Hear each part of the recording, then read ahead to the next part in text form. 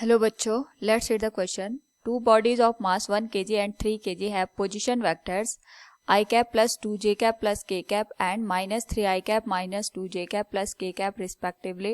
The magnitude of position vector of center of mass of this system will be similar to the magnitude of vector. Here we have given 4 options. Now to answer this question, first we will discuss here the key concept, and here the key concept will be centre of मास। तो जब हम बात करते हैं centre of mass की, we have to remember, suppose हमारे पास कोई ऑब्जेक्ट है, वो n नंबर ऑफ पार्टिकल से मिलके बना हुआ है और हर एक पार्टिकल का जो मास है ये डिफरेंट डिफरेंट है, that is m1 m2 m3 and so on. यहाँ पे हम एक ऐसा पॉइंट कंसिडर करते हैं जहाँ पे होल बॉडी का जो मास होता है ये कंसंट्रेटेड होता है, इसी को हम यहाँ पे सेंटर ऑफ मास का नाम देते हैं। एंड जो सेंटर ऑफ मास की पोजीशन होती है with respect to X axis, Y axis and Z axis, it is given as RCOM equals M1 R1 plus M2 R2 plus M3 R3 so on divided by M1 plus M2 plus M3 and so on. Now according to the question, हमारे पास दो bodies they रखी है जिनका जो मास है ये 1 kg के बराबर है और दूसरा जो मास दे रखा है ये 3 kg के बराबर हमें दे रखा है। नाउ इस पर्टिकुलर केस में जो फर्स्ट हमारे पास यहाँ पे मास है, इसके लिए जो पोजीशन वेक्टर गिवन है it is I cap plus 2j cap plus k cap, और जो हमारे पास सेकेंड मास है इसके लिए जो पोजीशन वेक्टर है it is minus 3I cap minus 2j cap plus k cap respectively. Now हमें यहाँ पे बताना है कि जो दोनों को मिला के सिस्टम बन रहा है उसका सेंटर ऑफ मास की पोजीशन क्या होगी।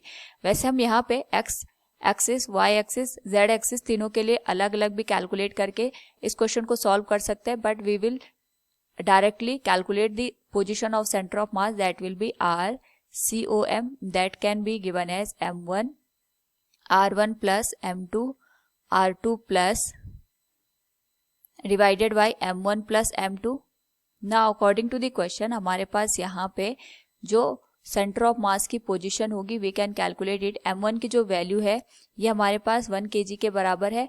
R1 की जो वैल्यू है इसका जो पोजीशन वेक्टर है it is given as I cap plus 2j cap plus k cap plus M2 की जो वैल्यू है ये 3 kg के बराबर है और इसके लिए जो पोजीशन वेक्टर होगा that will B minus of 3I cap minus of 2j cap plus k cap के बराबर, and it will be divided by total mass that is 1 plus 3 के बराबर।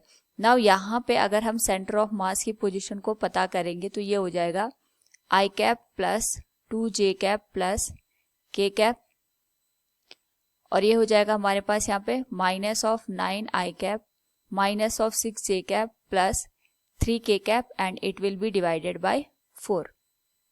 नाउ यहाँ पे अगर हम इस होल वैल्यू को सॉल्व करें तो ये हमारे पास वैल्यू बन जाएगी RCOM will be given as minus of 8 I cap minus of 4 J cap and plus 4K cap divided by 4 के बराबर।